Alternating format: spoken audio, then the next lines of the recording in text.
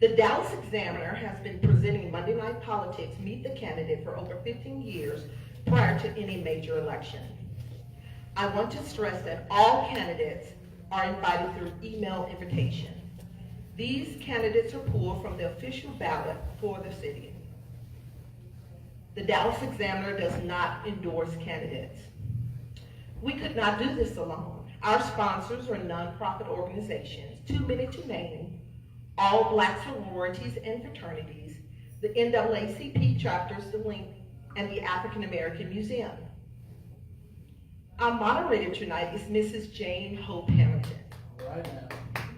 She is a seasoned political strategist, public policy expert, and dedicated civic leader with extensive experience at the local, state, and national level. As a co-founder and board chair of Barbara Jordan Leadership Institute, she is committed to developing and empowering the next generation of leaders through civic engagement, advocacy, and public service. Mrs. Hamilton is a proud member of Alpha Kappa Alpha Sorority Incorporated and holds a degree in political science, and communication from Lake Forest College. Please help me welcome her tonight to Monday Night Politics. Lastly, please silence your phones, and video recording is not allowed for this event.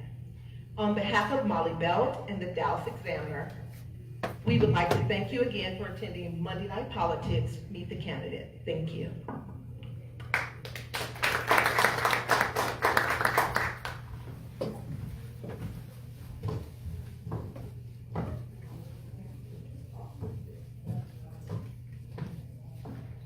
Alrighty, hello everyone. How are y'all? Great. Is this on? Yes. It is on. Okay, well, we are starting with District 5. May we have Councilman Resendez come up and candidate Elizabeth Mattis. Are you here? Okay, Elizabeth Mattis is not with us tonight, so it's just me and you. Should we just sit down then? I think that's probably more appropriate, right? Yeah. All right, look at that. Okay, so how's it going? Doing really well. Thank you for that. Okay, so you have represented District 5 obviously for many years now, for multiple years. What do you see as your biggest accomplishment in this role, and how has it benefited residents of District 5? Intro. Yes, take this Yep. one. Intro. Do this intro. Thank you.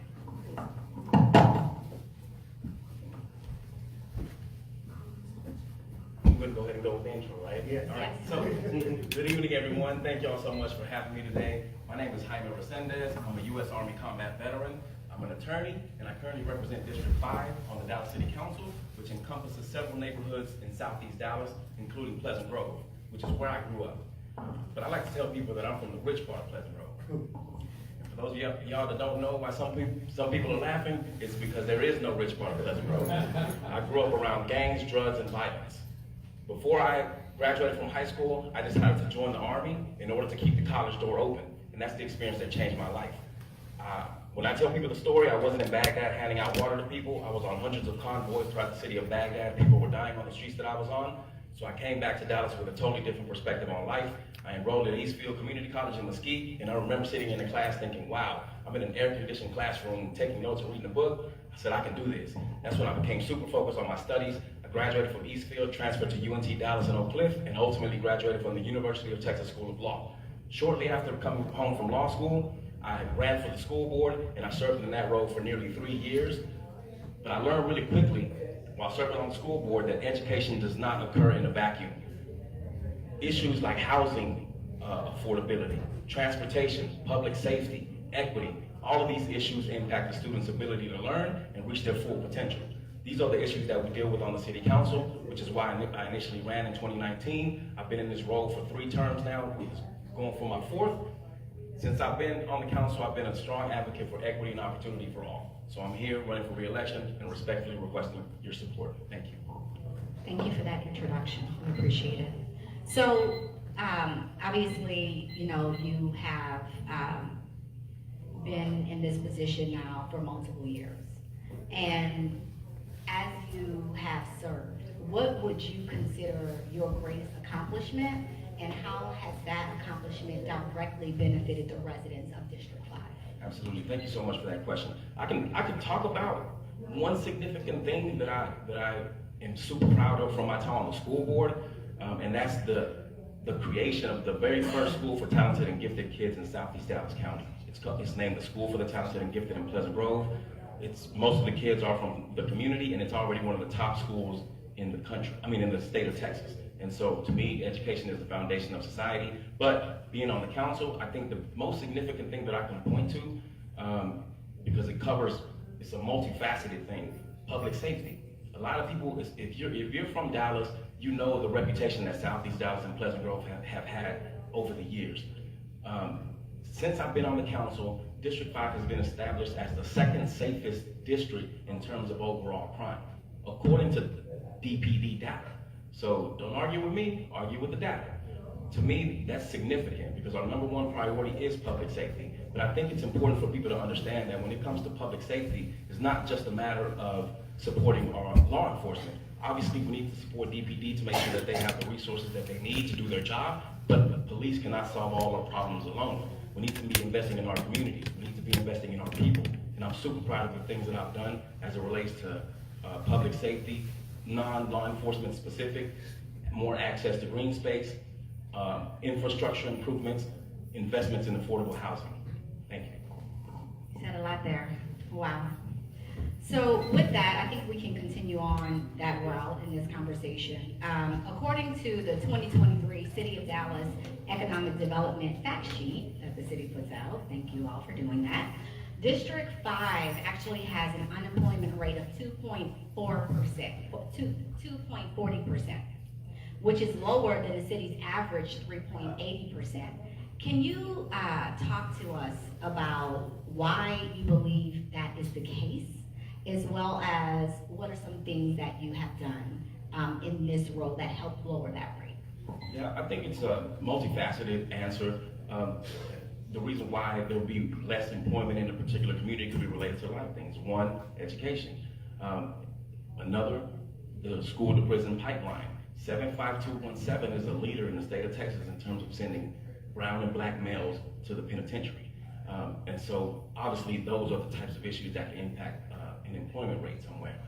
What I've done to try to address it, I've already mentioned education, the education policy issues.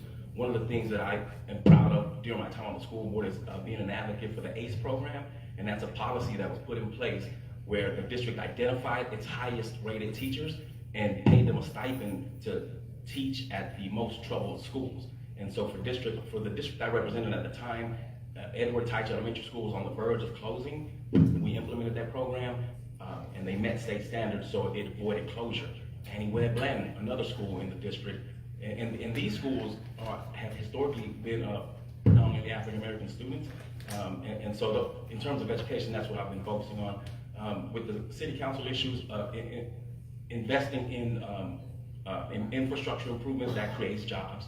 I've been a huge advocate for workforce development. I was the vice chair of the Workforce Education and Equity Committee. Another thing that I'm super proud of during my time on the city council has been focusing on those types of programs.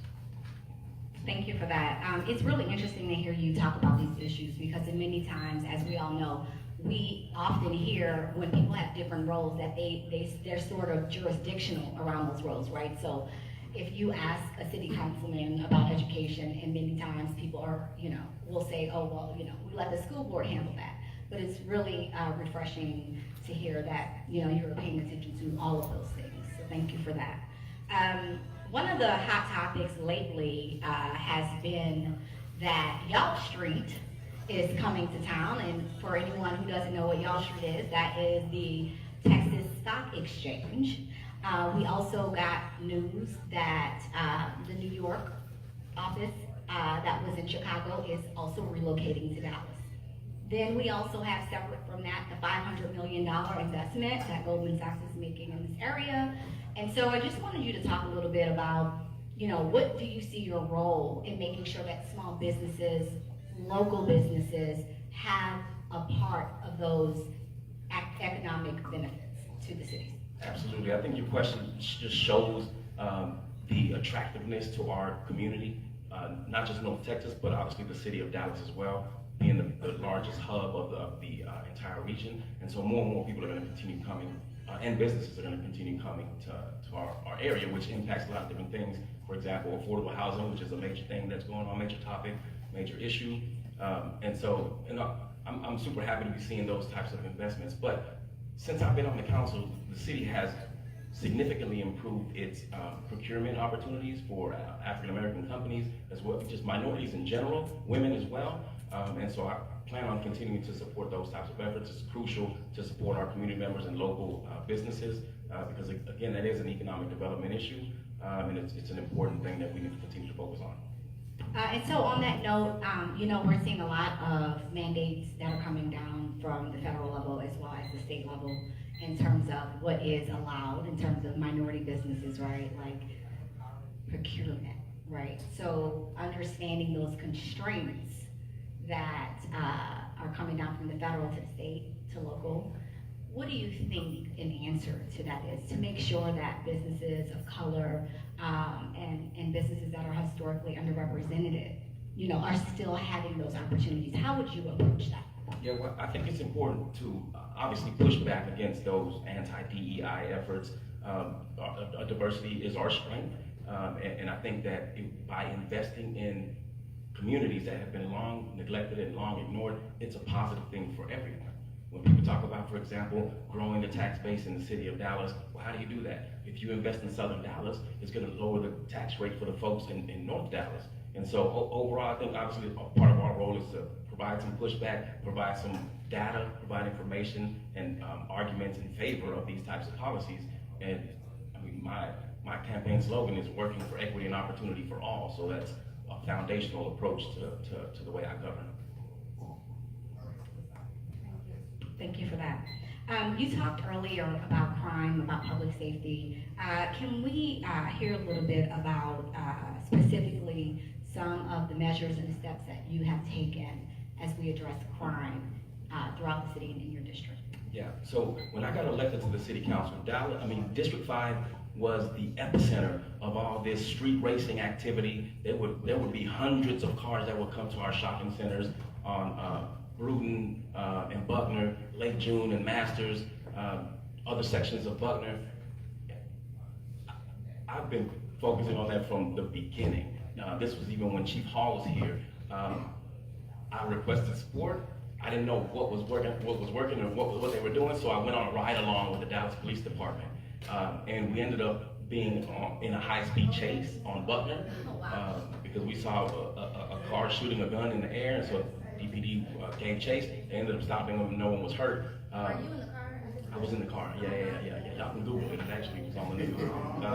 And so, I've been hands-on, boots on the ground, trying to make sure that our community is safe.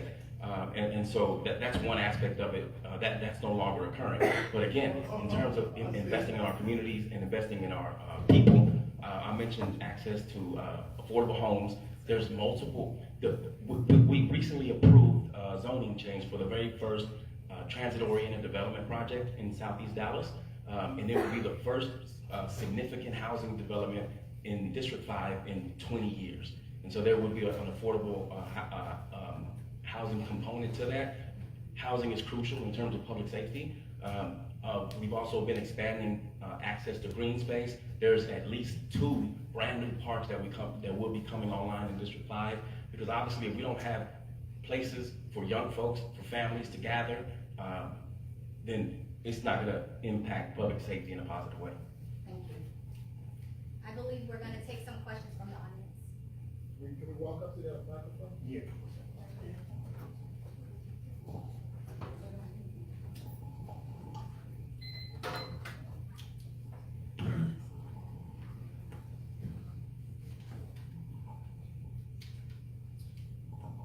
Good evening.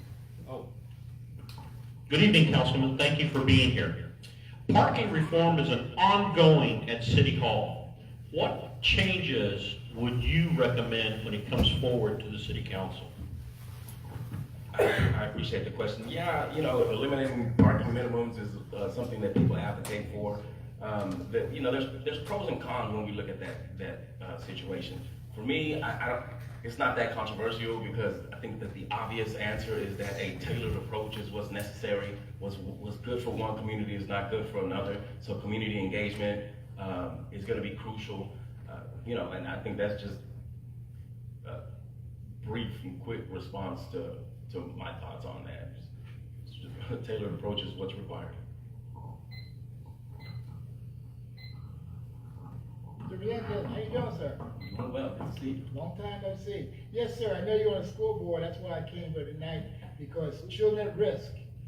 I'm having trouble with city council, talking about education. I want to talk to you about this personally right now. I'm gonna give you grades what they gave to high schools. Molina, D, Skyline, D, South Oak Cliff, D, Hillcrest, D, Lincoln, D, Conrad, D, North Dallas, D, Pinkston, D minus. Let's see, Seagoville, D minus. Jefferson, F, Spruce, F, Kimball, F, Roosevelt, F, Carter, F, and there was 4 C's, Addison, Adams, Madison, and Sunset. So we got 17 D's and F's out of 22 schools, okay? You put $400,000 in Randy Bowman. Remember him at all? I talked about him. $400,000.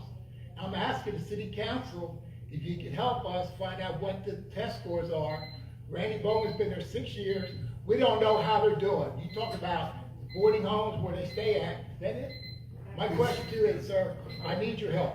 And I'm not getting any help from the city council with this very important stuff. But 17 schools are failing or getting D's. I just need to tell you that because the city council don't care about it at all. I've been saying this many, many times. You should know that about Randy Bowman. I'm gonna keep on doing it, but I need to have a meeting with you, okay? Appreciate it.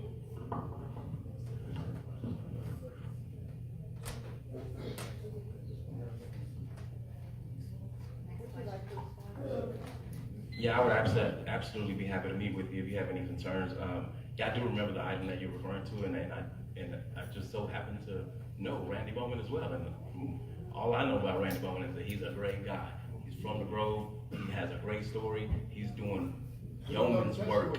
He's doing yeoman's work in South Oak Cliff voluntarily. So we don't know the test scores. But it's also important. don't let him It's respond also to your important question. though for anyone, any entity, any individual that's obtaining funds from the city to be held accountable to the standards that the education folks want to see, that the city folks want to see. So, just because I know a person, that doesn't mean that they're exempt from those types of requirements. So I'd be happy to look into those types of Okay, things for you. I have a meeting with you too. Excuse me, we're gonna respect this space.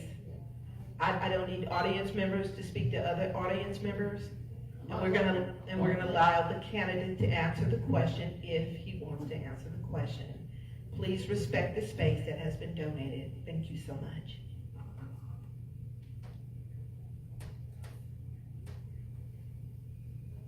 Good evening, my name is Sophia Graham, and I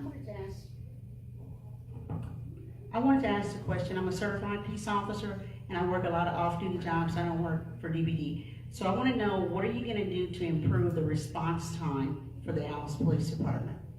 Yeah, I think there's, again, multiple things that need to be done. One of them, obviously, we had a recent discussion about recruitment. DPD lacks a certain number of officers, and there's been significant efforts towards trying to acquire as many as possible. But it's not just a city of Dallas issue, it's a national issue. It's a tough job, being an officer. They don't get paid enough. They're putting their lives on the line for each of us every single day. So I know it's tough.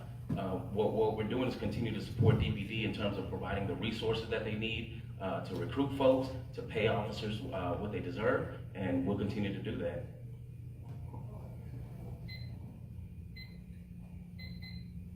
Good evening. You had highlighted the fact that you have a low unemployment rate in your district. So I was curious, what is the median income, household income in the city of Dallas, and compare that to the median household income in your district? And if it's lower, what are you gonna do to increase the median income, household income? Yeah, I don't have those specific numbers in front of me, but it's a really good bet that Southeast Dallas has a lower than average household income. And so in terms of addressing it, I think I've already touched on some of that. Education is key, economic opportunity is key, investment in infrastructure is foundational, and affordable housing I think is super important too. We need to make sure that people are protected from displacement, and everything I've done, I feel like, since I've been an elected official, are geared towards addressing those issues.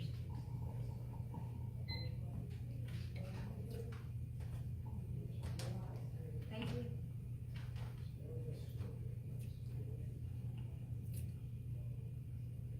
Are there any more questions?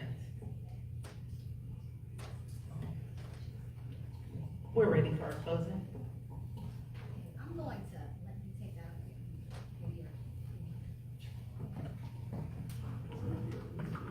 over. Promises made, promises kept. Ever since I've been an elected official, I've done what I told the voters I would do. I'm super proud to be the leader in terms of bringing the first town to the gifted school in Southeast Dallas County. Since I've been on the city council, I've been a strong advocate for equity and opportunity for all, whether it was advocating for increased internet access before and during the pandemic, amending the city code to allow non-citizens to serve on boards and commissions, riding my bicycle on every single street in District 5 to better identify infrastructure needs, or ending up in a high-speed chase with the Dallas Police Department while working to address the dangerous street racing situation in our community and establishing District 5 as the second safest district in all of Dallas. My focus has been on improving the quality of life for every resident in our community. I plan on continuing to do that. That's why I'm running for re-election. Now is not the time for inexperienced leadership. I'm here humbly and respectfully requesting y'all's support. Thank you so much.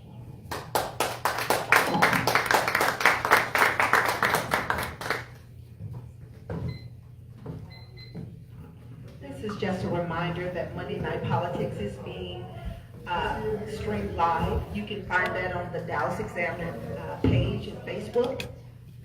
And we will be here every Monday in this month. Thank you.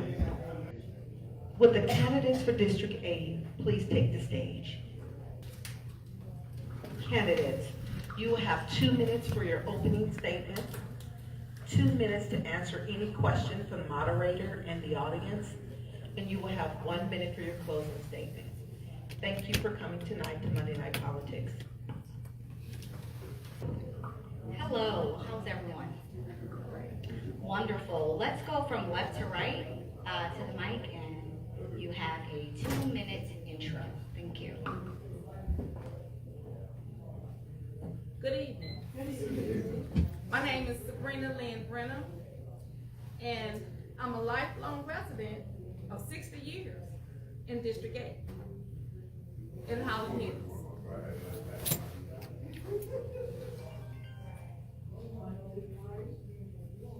As a business owner and an advocate in District 8 and in my hometown, which is Holland Hills, the hometown county seat of District 8.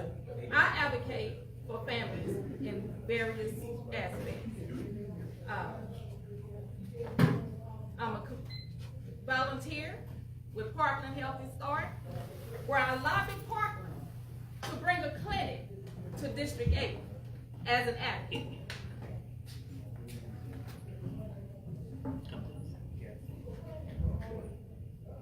So I lobby Parkland to bring a clinic to District 8 that's located in the Redbird area. During my advocacy in District 8, we have had several issues with environmental injustice, food insecurities, economic development, and so on.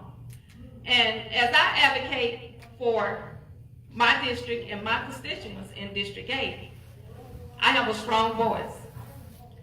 I lobby City Hall, I lobby Dallas ISD, and I lobby Dallas County, wherever the issue rises, Sabrina comes to the answer for the constituents of District 8.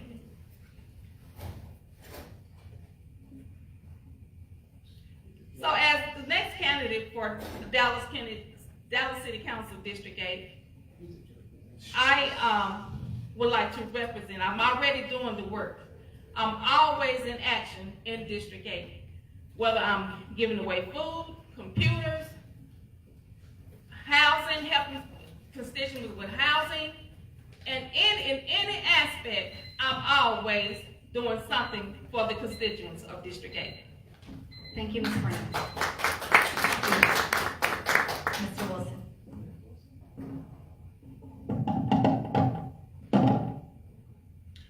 Good evening, District 8. My name is Eric Wilson. I'm a candidate for Dallas City Council District 8. I am number 1 on the ballot. Being number 1 on the ballot is a position that I've earned, not just selected or picked. For it started when I was in college as a chapter president of my fraternity, NPHC president. And later, where I graduated from UT Arlington with a bachelor's in finance. Then I was maintained or graduated from Amherst University with a master's in strategic leadership. I was the HOA president for 14 years. I served on the Housing and Finance Corporation Board, Community Development Commission, former City Plan Commissioner, where then I was elected to represent District 8. From there, my peers elected me as Deputy Mayor Pro Tem. At the time, I was the youngest Deputy Mayor Pro Tem for the City of Dallas. I have done the work. I have walked, driven, spoken with residents all of the 55 miles that District 8 represents. I am ready on day 1. I'm asking for your support to continue the good things and to enhance what we started in District 8. My name is Eric Wilson. I'm number 1 on the ballot. Thank you. Thank you, Mr. Wilson. Ms. Black.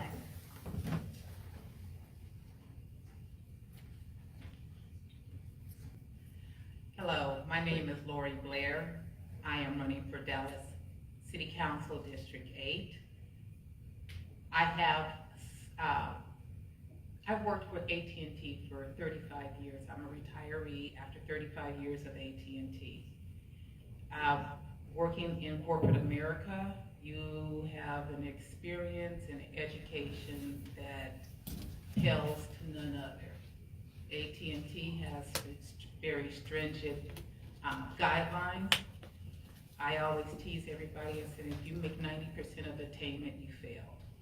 So AT&T strives for excellence. Leaving AT&T, I was a writer and editor of a local newspaper. I did that for 7 years. After leaving there, I became a mediator with the civil courts. I am still eligible to mediate. I have my certification in mediation. I got that at El Central College. I left El Central College and mediated the courts. I worked with our current council member for 12 years. Of the 12 years, 6 years, in the last 6 years, I worked as the City Planning Commissioner for District 8. There isn't any area of the district I haven't been to, I haven't driven through. Even though I was told not to, I still drove through them, because if you want to know what really needs to happen, you need to be there. As the commissioner, I also worked on ZOAD, the Zoning Ordinance and Advisory Committee, where we made policy recommendation to City Council. As I only have 15 seconds left, as your next City Council member for District 8, I have the expertise that none other than me. Thank you. Thank you, Ms. Black. Since you're standing up, just stay up there. All right, we're gonna roll on to our first question. Okay. So, talk to us about, obviously in all of these districts, right, the District 8, you have challenges and you have opportunities. Will you talk to us about your preparedness for this role. How are you prepared? And speak directly and specifically to your experience, as well as what is your vision for District 8? That's a lot. That's a lot. Okay, so the challenge is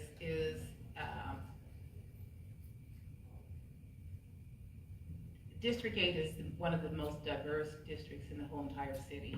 Can we stop the time? I want to be clear on the question. I just made a statement that it has a lot of challenges and opportunities, but the question specifically is, can you talk to us about your experience and what has prepared you to serve on the council, and then finally your vision for District 8? Thank you. As the Zoning and Planning Commissioner for District 8 for the last 6 years, it is it's the formation of city council. If you work in zoning and planning, you operate much like you do in city council. Through my 6 years, we passed Forward Dallas 2.0, which was land use. We also was able to work behind the scenes, and I worked with staff and the community and the environmental people to pass Floral Farms. It started before I even became a city planning commissioner, but I got it completed. I also have worked with the community and to fight a warehouse, a by-right warehouse next to one of the largest black churches in the community. And leading that charge, I was able to take it out of the council and out of the city and into the courts, where again, I was able to achieve the goal of stopping a warehouse that had every right to be built, because we did not let it get built because it was not right. Just because you can doesn't mean you're right. So what I have already done and what I've been doing for the last 6 years is just an offshoot of what you will be doing and what I would be doing as city council moving forward. Thank you. Same question. Now we'll have to listen to them, I'm just kidding. Oh, good. Talk to us about your experience that has prepared you specifically to serve as city councilman for District 8, and then talk to us about your vision for its future. As I stated before, I was former Deputy Mayor Pro Tem for the City of Dallas. I represented District 8. I have read the 300, 400 pages that it requires to be able to do a city council meeting, the hundreds of pages for the briefings. I have met with individuals at their homes. When I was on council, I used to do Ride with Eric, where I would come to your neighborhood, pick you up, and we would drive your neighborhood. You would show me what was wrong in your neighborhood, and we would work together to fix it. In addition to, I would have sit with Eric, where I would come to your neighborhood one-on-one, just you and I, and we can just talk about whatever you want to talk to. This was before City Hall on the go, so I brought City Hall to the people. My experience, not only on the council, but off the council, I still would interact with citizens within District 8, and they would still think that I was their councilman. They would call me for problems. As a matter of fact, I got a phone call today from a 72-year-old woman in Oak Cliff that called me about an issue that she had, and she wanted me to solve it. I haven't stopped doing the work. My vision for District 8 is vast. We're talking about Cleburne, Raleigh. We're talking about Pleasant Grove. We're talking about Oak Cliff, Redbird area. The number one vision for District 8 for me is to know that all 55 miles of District 8, your voices are being heard, you're being respected, you're being talked to, you're being listened to, and I respond to your needs. If there's a problem, chances are you're gonna see me there, talking to you one-on-one, so I can identify what actually is going on in order to be able to assess it and make sure that I bring to you the resources that you need, that we can work together to resolve it. Thank you. Thank you. Ms. Brandon.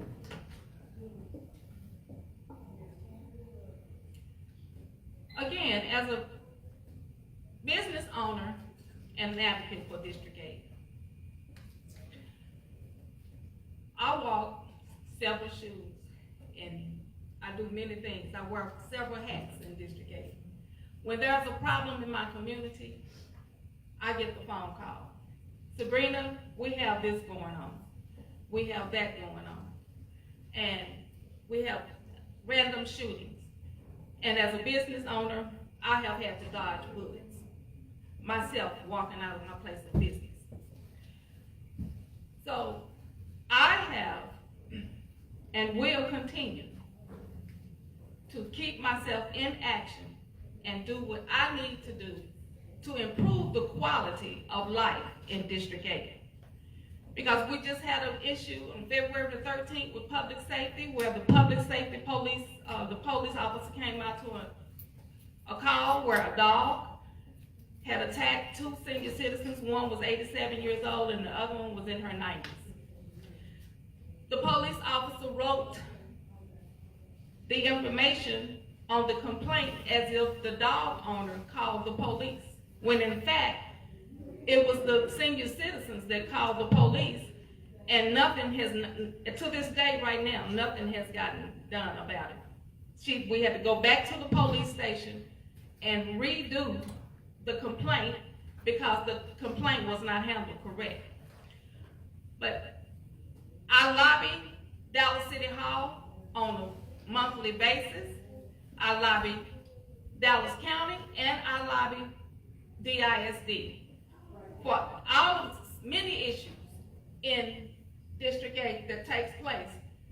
And as your next city council person, that is the thing I would like to do, is to improve the quality of life in District 8.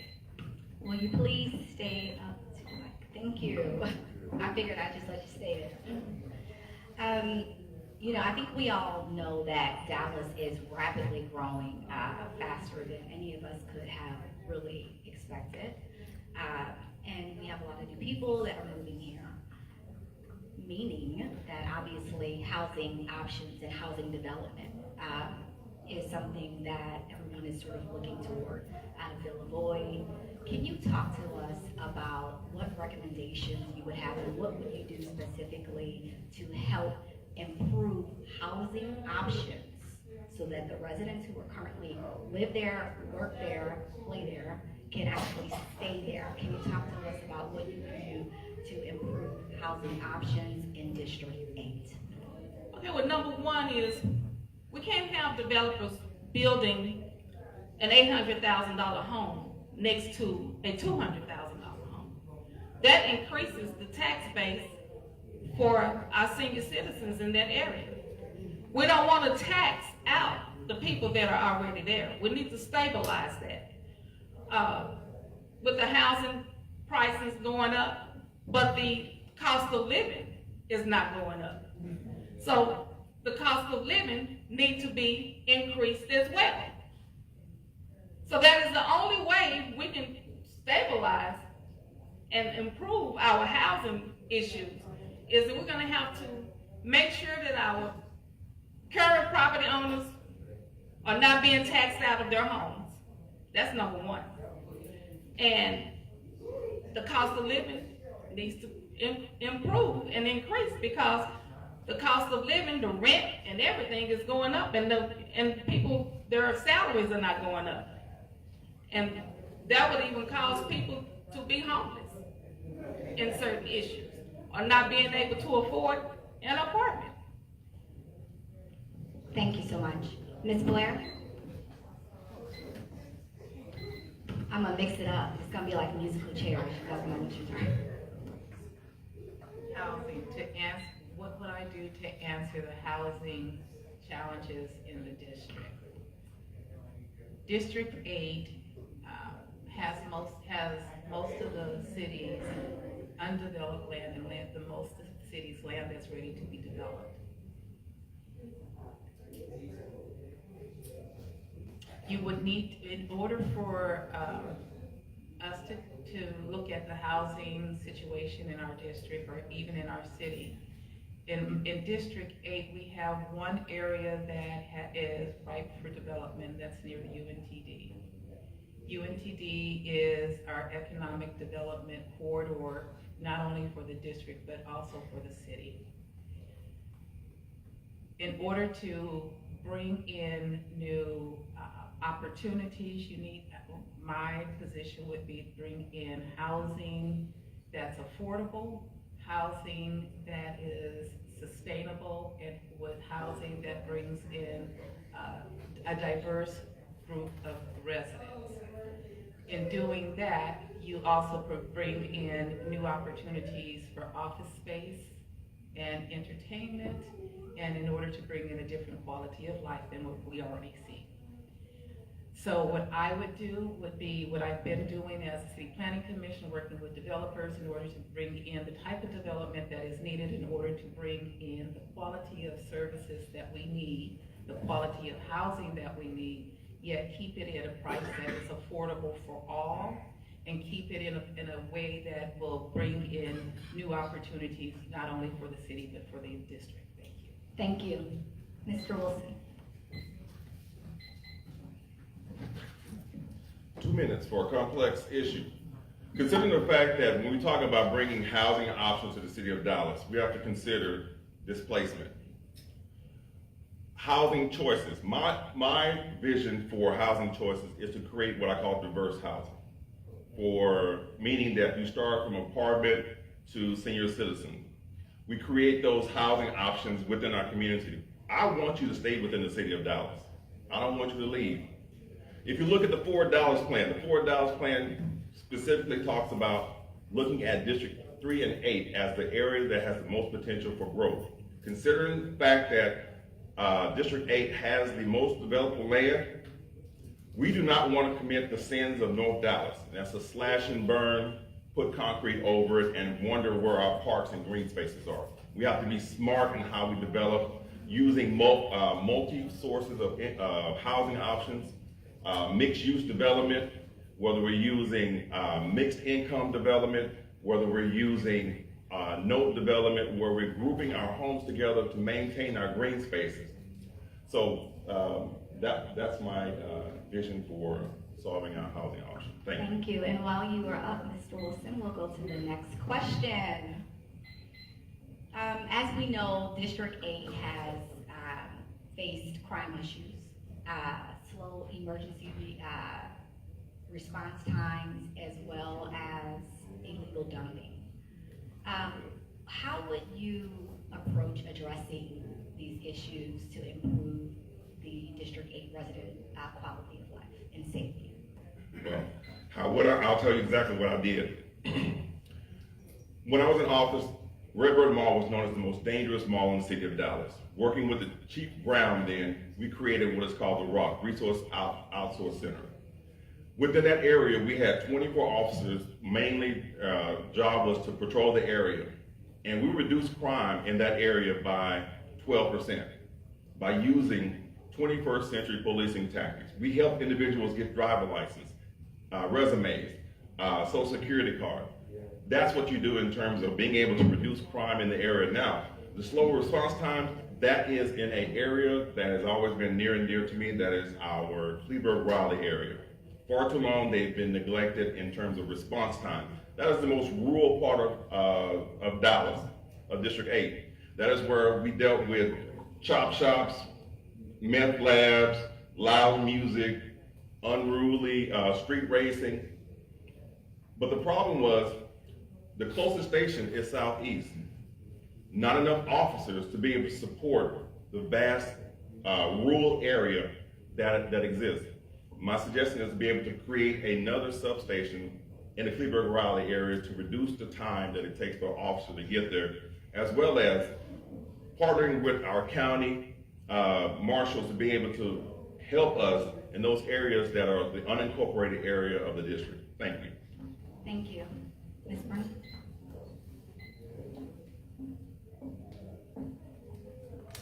Public safety is very, very important in District 8 and throughout the city of Dallas.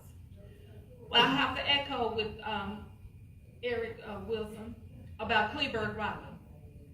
They have no police substation in Kleberg Riley at all. And many of their calls go unanswered, and also in Holland Hills, where I'm from. I'm still waiting on an officer to answer from a call that I made in March of 2017 at my place of business. I'm still waiting to this day. So we're gonna have to take action with the new chief by the time we get started. I guess we should have a new chief of police. And the new chief of police, we're gonna have to come to some type of consensus. And I know we're gonna have to improve and hire new officers. But, you know, most of the times when the officers, they go through the training in Dallas, they leave Dallas and go to another area and work. So we're gonna have to come to some type of consensus, or when we train officers, they're gonna have to give us at least 3 to 5 years here before they can leave, instead of taking our training somewhere else to another area, you know, but they're using our experience and our expertise. But public safety, if you don't improve public safety, you cannot improve the quality of life anywhere in the city of Dallas. Thank you. Ms. Blair.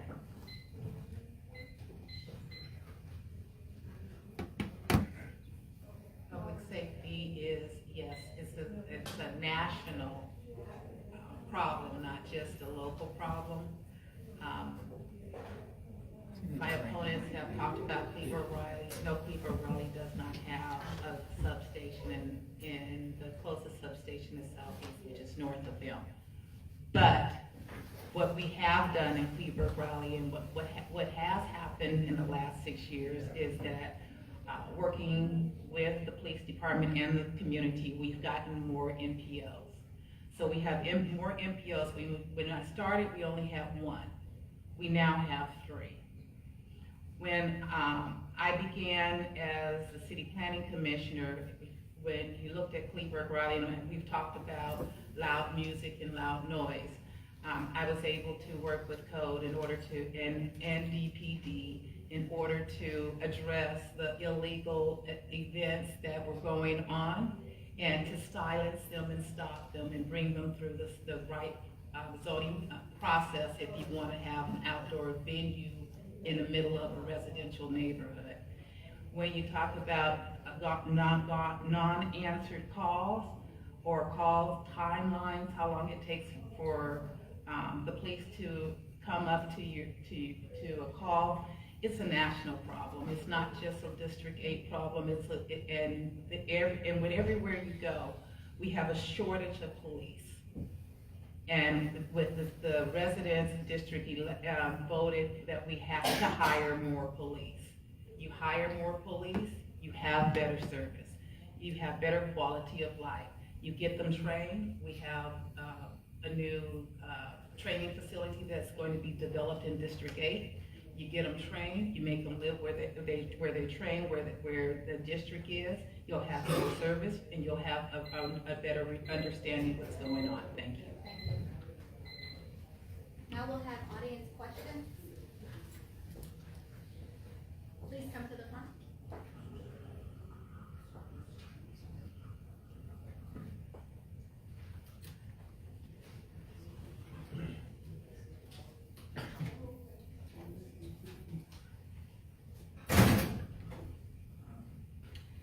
Good afternoon. My name is Clara McDade, and I'm from the community of Holland Hills. And I'd like to ask this question. Do you, or what is your plan for danger, street racing, and random shooting?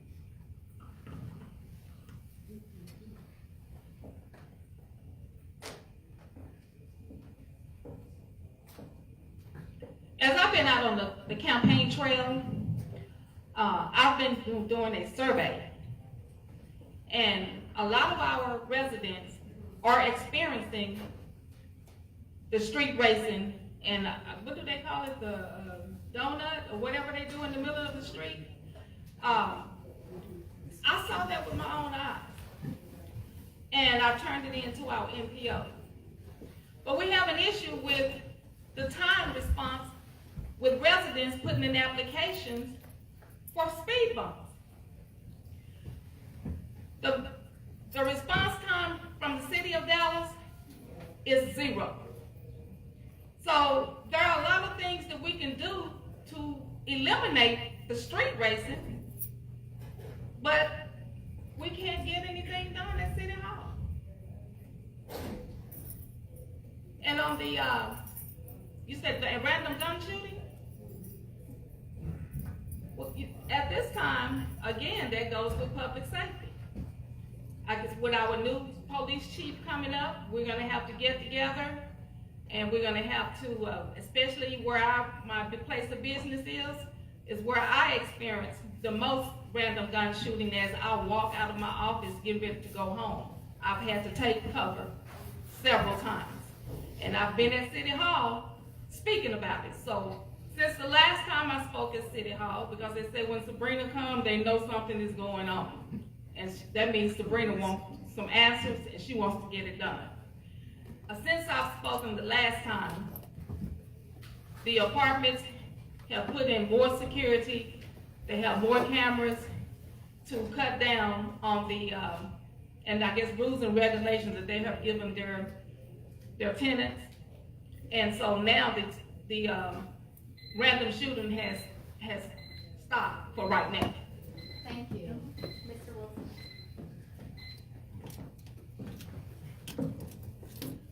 First of all, you would have a city councilman that is attentive to your concerns and needs and addressing those issues. That would be first. Next, speaking with the current chief of police for the South Central Police Station and addressing that issue. Oftentimes these street races are announced in advance, social media. They always like to report their crimes before it happens or while it happens. Makes it real easy for you. We have a task force in the city of Dallas that we used earlier to be able to negate that. We'll just reinforce that in the area. In addition to the random gunfire, there is technology that we could use. We would have to budget for it, and we can move that around to be able to identify where the shots are occurring, as well as doing a public output announcement in terms of the community about the dangers of that, and then beef up our patrols. If we have an idea of when those shootings are happening, they normally will happen at a specific time, and we can increase patrols and citizens' awareness to be able to call in so that they can direct the authorities where they need to go. Thank you. Ms. Black?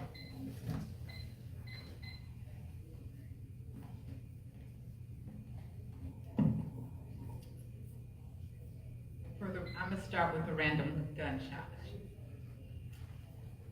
In my neighborhood, there was a couple who was trying to build a house, and there was random gun shooting going right on towards their house. What we were able to do was to identify why it was happening, where it was happening, when it was happening, working with DPD, the community, using the processes that DPD has for notifying them and identifying how they were able to do these gunshots. We were able to get it solved and stopped.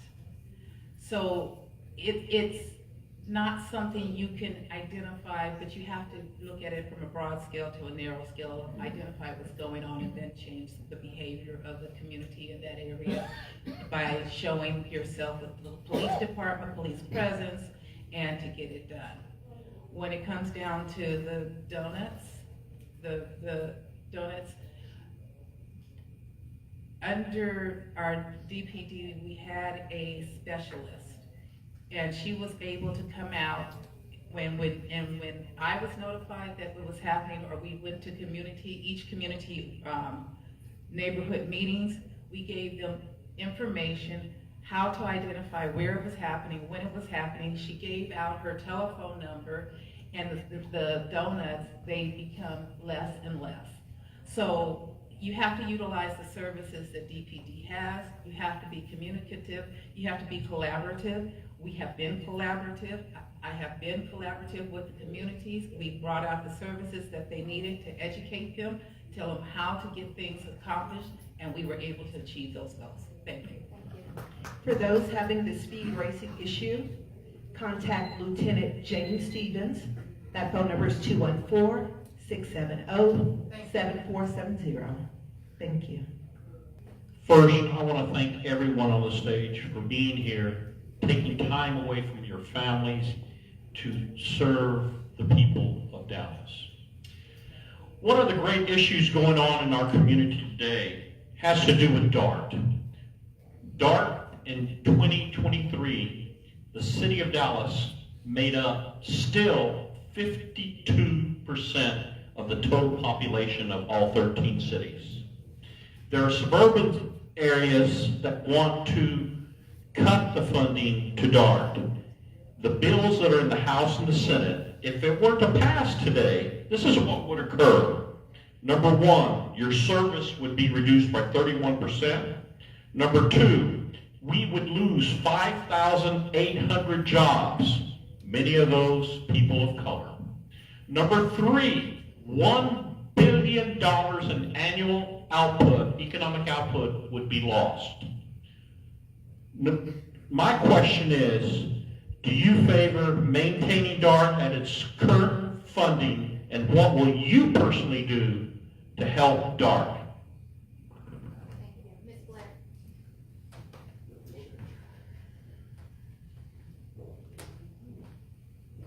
That's an interesting question. I don't recommend the cutting of DART's funding. I believe that DART is funded, and it should be funded, but it also should be allocating services to the areas in which which is paying for their services. Currently in District 8, DART in 2023, there was a reduction of services, which meant that in my district, we don't get the same quality service as they do in other districts or other areas of the city. What I would do would be working with our DART representatives is to sit down and discuss how it come and what it is that we need to do in order to better collaborate, to work together, and to provide adequate and equitable services for all areas, especially within the city, especially within the district. Thank you. Thank you. Mr. Wilson? I've said it before, that's the dumbest idea of cutting DART. It does not make sense.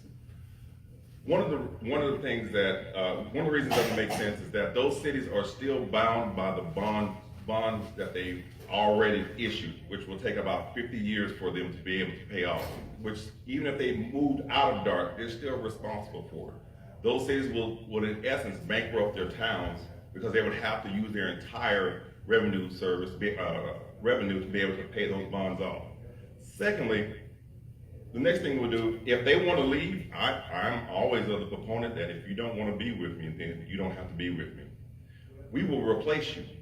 We will ask surrounding cities, Duncanville, DeSoto, Cedar Hill, Lancaster, other cities, if they want to participate in that, because the population that normally rode DART went to the suburbs. Give them an opportunity to be part of DART.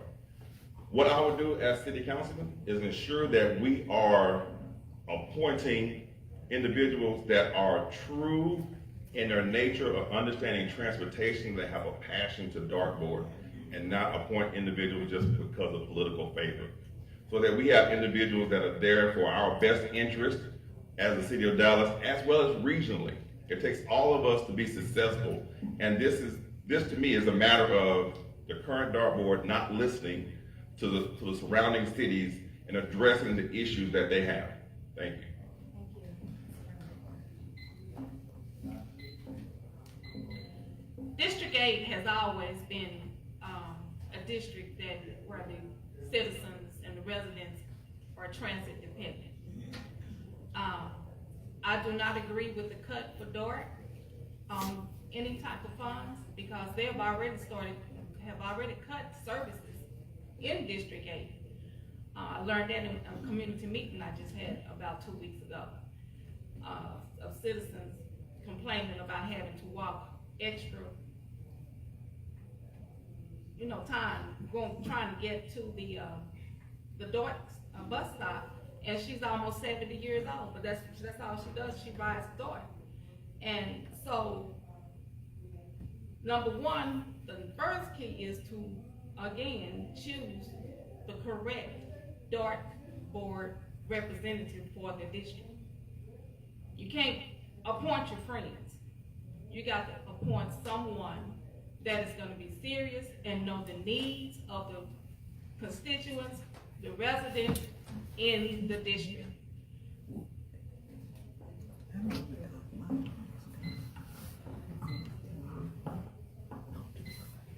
Good evening. My name is David Griffin, and I live at 10219 Sand Springs Avenue, 75227. I built a house at 2752 Meadow House, 75237. And when I built that house, they were turning the dirt on Redbird Lane. It was still black. I came to Dallas, established a family in 1976, lived in that house for 27 years. I now live in Pleasant Grove. I have two interests, concerns that have been certainly touched on here, and I just want these three candidates, to the best of their ability, to address it as far as their position and their commitment to dealing with it. Number one, 40 years ago, I heard George Allen talk about residency for policemen. And Ms. Blair, I'm certainly impressed and pleased that you took the initiative tonight to step forward. And I believe you stated that in hiring over 300 new policemen, there should be a residency requirement. I hope I did not mishear you, because I'm supportive of that. And hopefully, the new council, as we move forward with a new police chief, somebody will have the courage to move forward and begin to address that more strongly. The second area of interest to me that I haven't heard, and I'd like to hear, is this particular group of candidates' commitment to ordinance revision, ordinance improvement, ordinance upgrading. We talked about the issues with cars and guns and wheelies and loud noise, but I'm concerned about what we're going to do as a council in regards to addressing ordinances, either creating ordinances or going back and revising ordinances to upgrade, to deal with the prosecution, perhaps, of individuals that consistently violate and break the law. Thank you. Ms. Blair?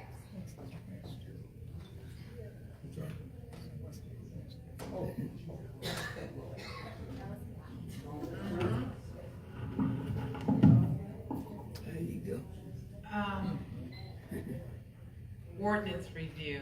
Right now, under zoning and planning, there is currently a rewrite of our zoning and planning, which will be a complete ordinance review.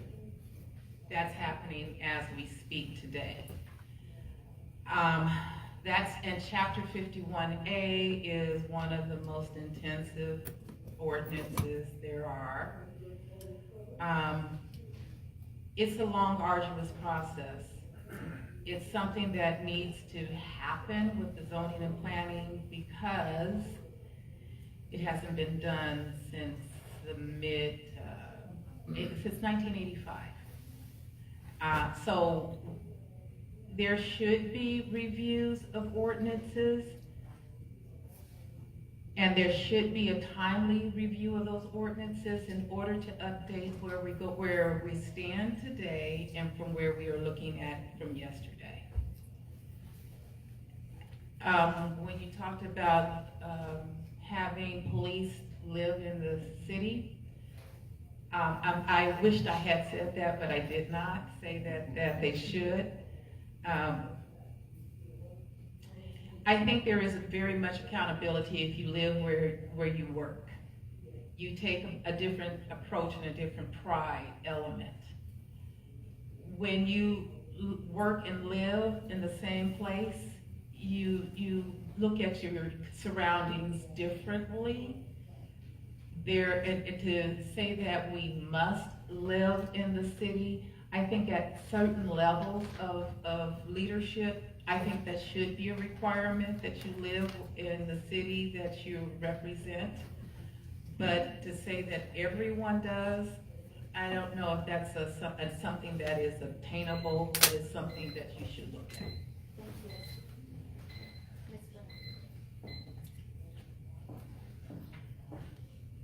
That's a great question. I believe that the ordinances should be revised. However, I think that also takes, community input, not just changing them and revising them without speaking with your community to find out what your issues are in the community so that everything will be done according to the area, in the, where people live. Again, I have been doing my surveys throughout this campaign, and some of the ordinances do need to be revised and be relooked at because we have major issues, parking issues just in our neighborhoods, where people are blocking the alleys and be gone all day long because they parked at their boss's house to go to work. And we have a lot of parking issues in Howland Hills for sure, and we talk about that all the time in our homeowners association meetings. But I feel like they should be looked at and revised. And what was the second word? Residency for law enforcement. Oh, for law enforcement. Residency. Yes. Again, if we train them in Dallas, I think they should be required to stay 3 to 5 years and live in the community where they work. Thank you. Mr. Wilson. As far as ordinances are concerned, Dallas does periodically look at ordinance to update. City Council has the option of working with the city auditor to request a particular ordinance to be looked at for adjustments, especially in development. As technology changes, some of the services or some of the methods are outdated, so it will cause a revision. As far as the residency is concerned, I'm mixed on that because back in the day, that was great. It was a great idea. We had community policing. We had a better mindset, a better idea of officers. That's not the case now. Having spoken with a lot of officers, they would not agree with that option of having to live next door to someone that sees them as an enemy, regardless of how good they are to them. So in certain cases, I would want to revisit that. That is something that we talked about during the meet and confer, having that option. There was no interest from either side, from the police association or the city to mandate that. And I think in terms of for the best safety of both parties, I think it's a good idea that that not be a requirement. Mr. Wilson, please have the mic. Thank you so much. Next question. This question is to piggyback on that last question. Out of the 3 council members, would you be in agreement to give those officers who are willing to move to Dallas a stipend as an incentive to live in the city of Dallas? There's a state law making that illegal. State law overrides that. Now, Used to do that. I would say that what they can do, as far as housing is concerned, Good Neighbor program does exist for officers and first responders who want to live in the community. You will receive a benefit in terms of your housing costs, closing costs, or the price of the home, depending on where that area is. So there is an incentive already for individuals who choose to. Thank you. Thank you. Ms. Brown. Yes, I don't have to echo on that, they do have incentives for officers to live in the area where they're living, such as their rent being maybe reduced or some type of incentive, but I think that's already, has, been in place for quite some time now. Thank you. Ms. Blair?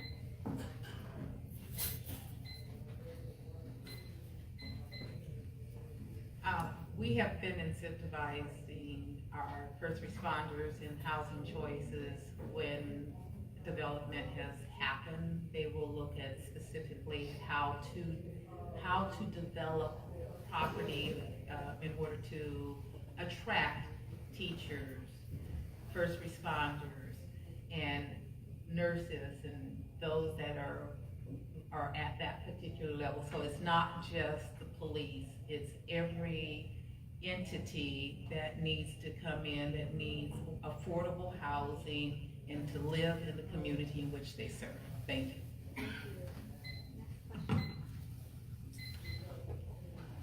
I guess I have a two-part question, because I am a certified police officer. My name is Sophia Graham, but I think that depends on where the police officer is most comfortable. I grew up in the projects in West Allis. I wouldn't have a problem in moving back to West Allis.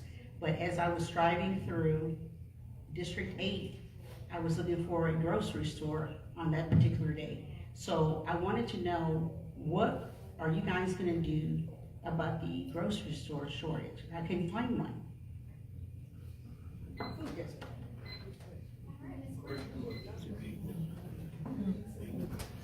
As an advocate for District 8, I've been fighting that issue about a grocery store and food insecurities in District 8 for quite some time. We had a grocery store that was open in 2015 in Holland Hills, and the city of Dallas gave the developer $3 million to bring their grocery store. And our tax dollars were mishandled doing that development. Then, the same developer came back and asked for another $40,000 to build a fence around the building. To this day, the fence is still not there. Then that same developer came back and asked for another $600,000. I, Sabrina Brenham, called the press conference and I stopped that one, because that developer didn't deserve any more money. We just had Tom Thumb to bail out on us. The story is because Joe B's opened up. I don't believe a giant, Tom Thumb, bailed out because of competition. They've been around too long. So it's gonna take a strong leader, a strong representative to get down to the nitty-gritty and bring a grocery store to District 8, a quality grocery store.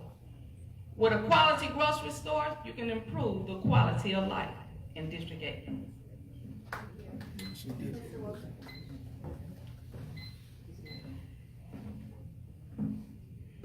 Grocery stores are sometimes almost like unicorns.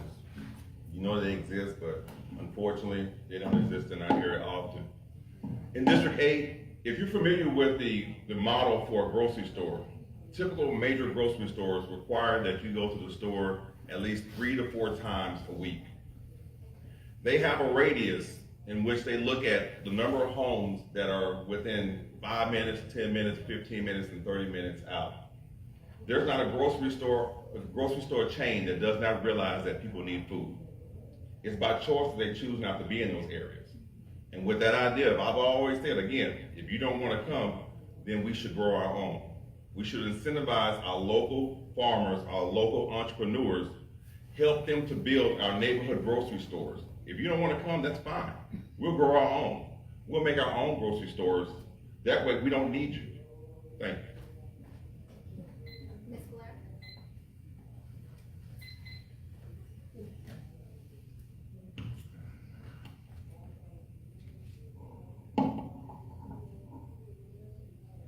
Well, I have to say I agree with my opponent, Mr. Wilson, that grocery stores, they do have their own things that they look at in order to make a decision whether they want to bring a grocery store to the community or not. And I also agree with him when it comes down to growing your own.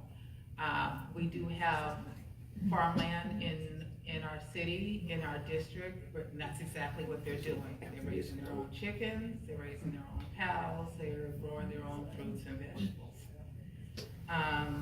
And then there's a development that is in the middle that is bringing, that has several acres. And again, they're growing their own vegetables and they're bringing them into the city, into the area of District 8. And some of them they're just giving away to the residents, some of it they're selling.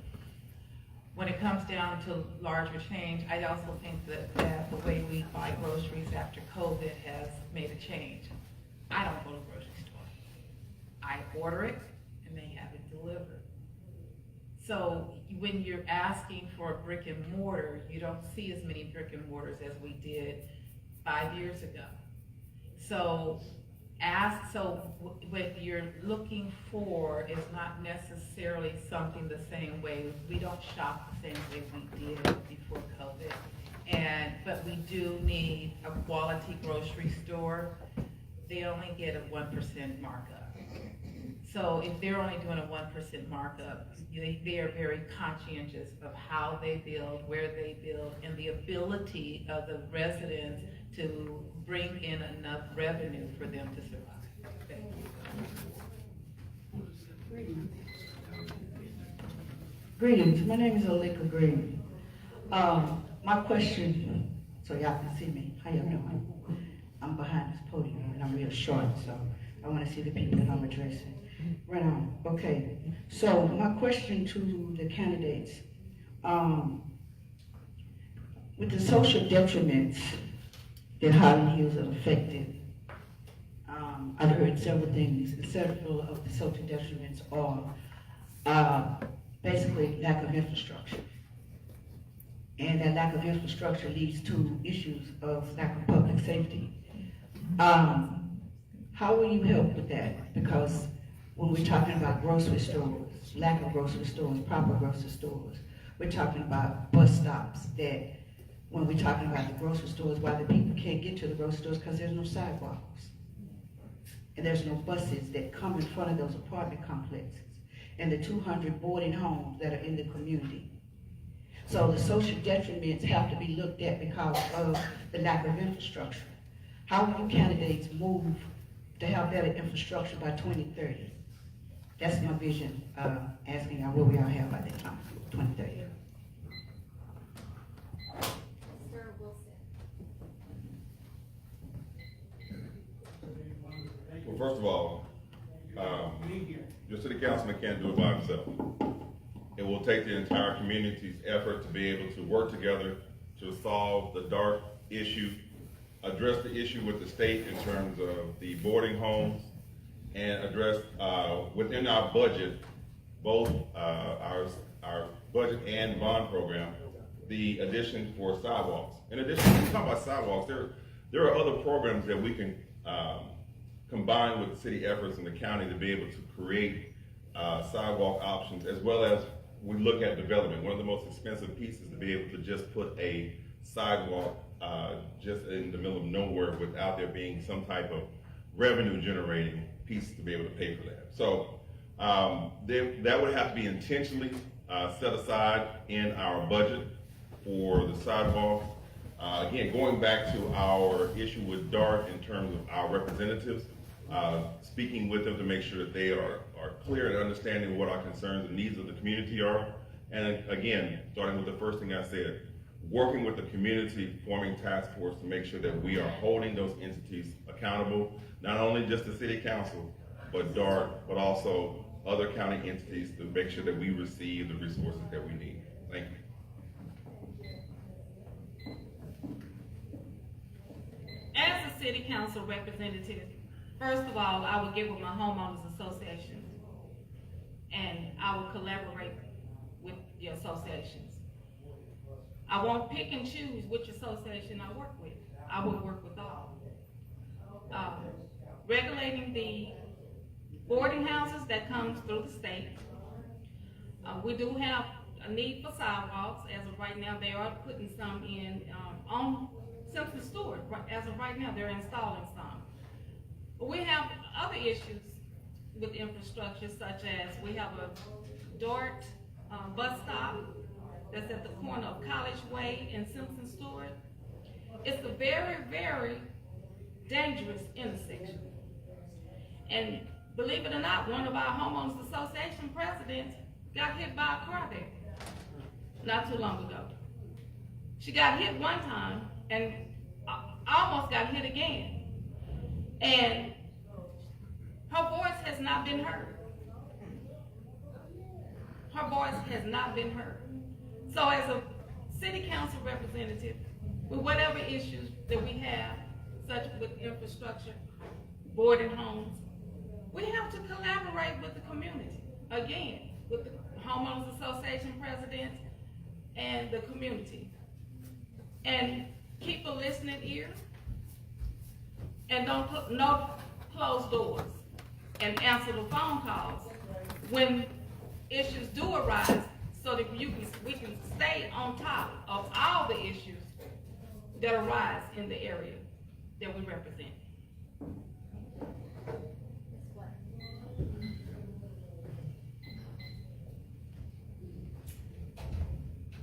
When it comes to DART did have a meeting with the district and everybody was able to come.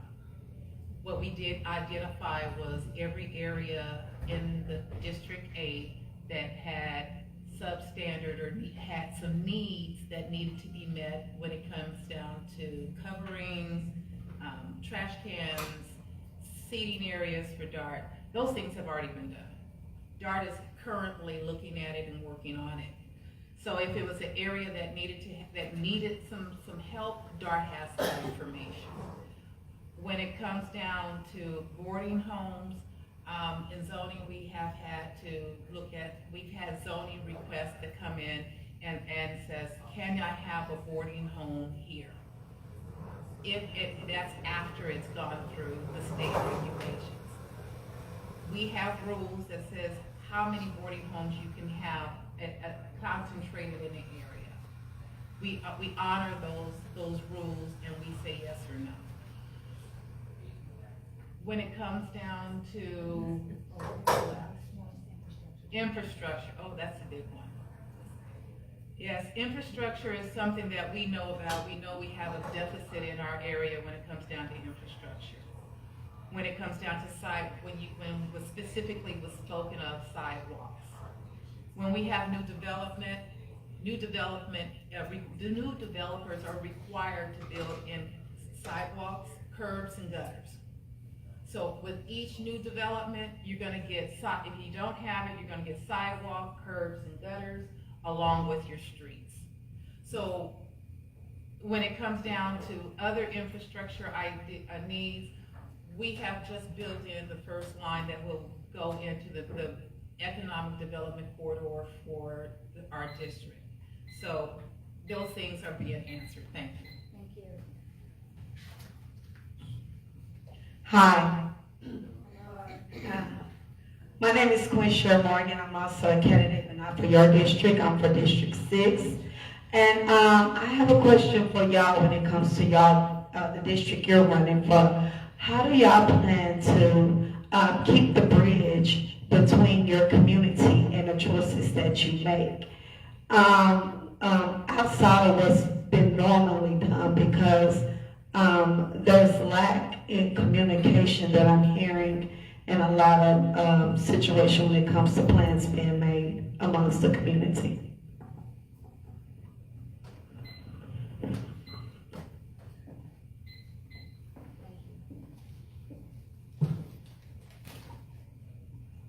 You want to know how we can keep up the communication between us as a candidate or as a representative and the community? Mm-hmm. Number one, just as I just said, you have to answer phone calls that comes to your office. If you don't answer the phone call, we might end up in another issue like Shingle Mountain, where hazardous roofing was dumped in the community of Floral Farms. And the constituent thought that she had a great rapport with the councilman. But her call wasn't answered for 11 months. That's a no-no. So open door. No calls go unanswered. And to be honest, and that's why I live on integrity, loyalty, and commitment. In order to be a true leader for anyone, as I do in my business, I have to have those standards. If I don't have those standards, I wouldn't have repeated customers after 23 years.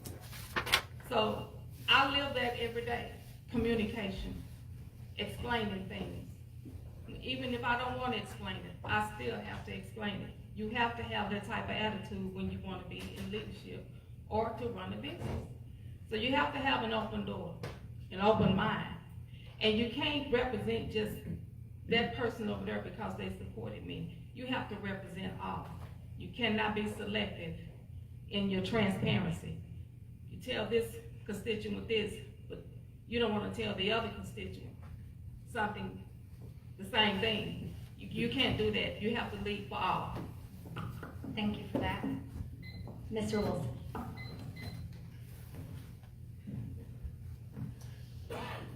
I'll continue to do what I've always done, made myself available. When I stood up here and gave out my cell phone number and asked individuals to call me, I'll continue the ride-alongs. I'll continue meeting with you where you are. Invite me to your birthday parties. I like birthdays. I like cake. I'll meet with you. That is a problem that you don't have to worry. One of the first things I did when I was elected was stop individuals being the middle or the go-to between me and the constituents. People were actually paying individuals to meet with the council person. I stopped that. I gave them my cell phone number, my email address. You don't need that, you can talk to me directly. You can meet at the office. I'm accessible. I will meet you where you are. That's who I am, and that's what I've always done. I represent people. I work for you. I work for you. So wherever you need me to be, I'll be. Whatever day we need to meet, I'll meet. Whatever phone call I need to be on, I will be there. Thank you. Ms. Black.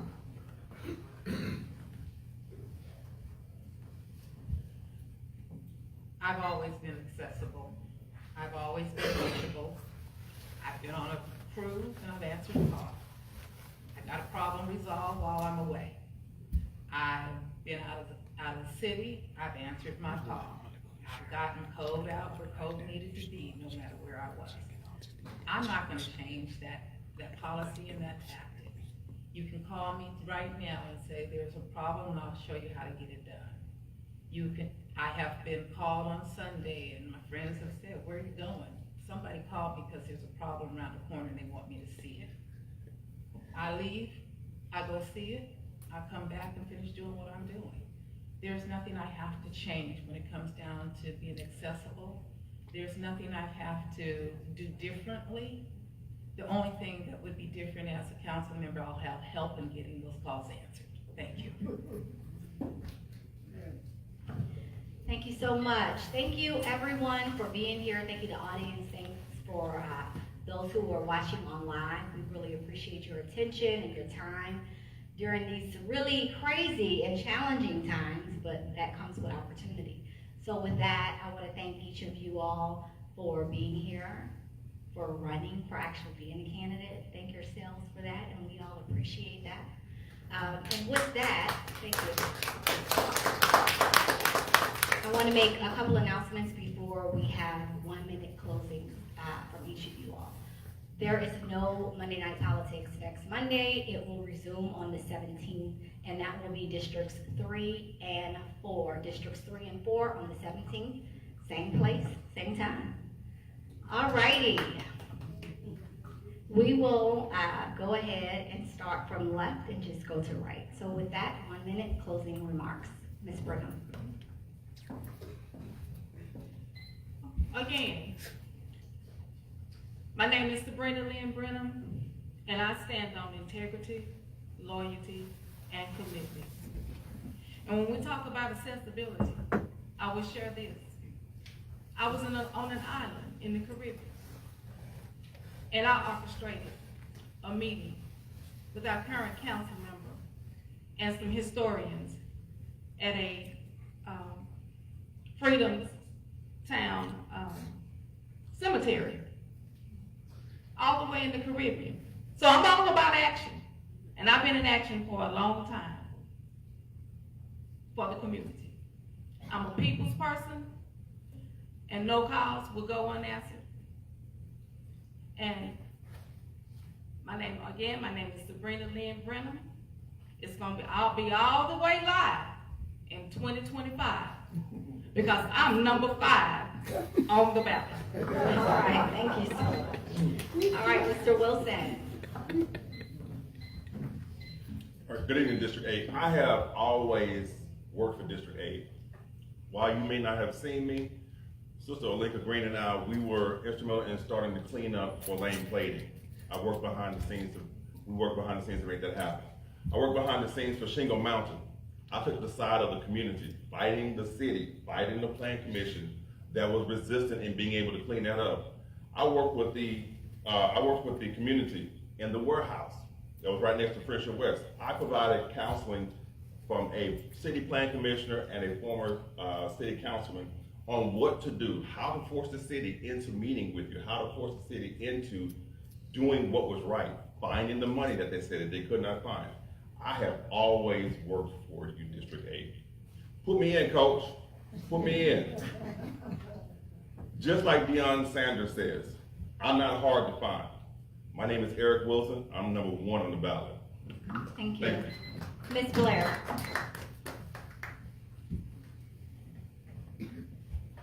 As a mediator, I'm always in the middle, so I'm number 3.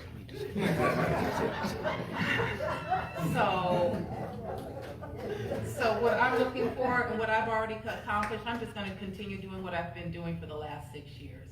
I've been in the community. I worked with the community in stopping illegal events. In Cleveland Riley. I actually worked outside of the city council because I led the charge with getting the warehouse stopped that was being built by Wright next to Friendship West. I helped with writing the first land use policy that included environmental injustice. I've been doing the work. I don't have to start over. I don't have to start. I'm just going to continue. So when you look at the mediator, you get in the middle, you look at number 3, and you vote for me. Thank you, everyone, and good night.